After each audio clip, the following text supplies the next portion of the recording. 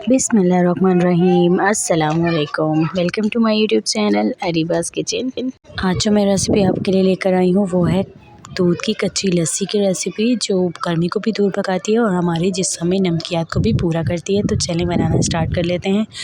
एक जग ले लिया है, उसके अंदर डाला है थोड़ा सा नमक और आधा गिलास जो है वो मैंने दूध का डाला है और 1 लीटर इसमें ठंडा यख पानी जो है वो ऐड कर देंगे।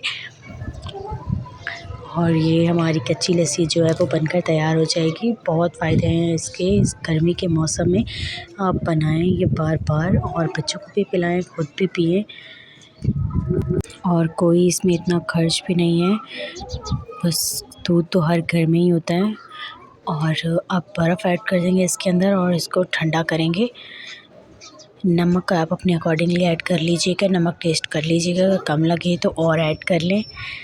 और अब दूसरे जग में ऐड कर देंगे ताकि ये बहुत ज़्यादा ठंडा हो जाए, तो इतनी सख्त गर्मी है हम इसे पी सकें।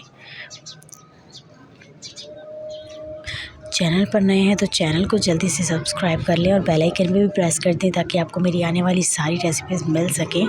और हमारी ज़बरदस्त सी ड्रिंक, समर ड्रिंक तैयार हो गई है।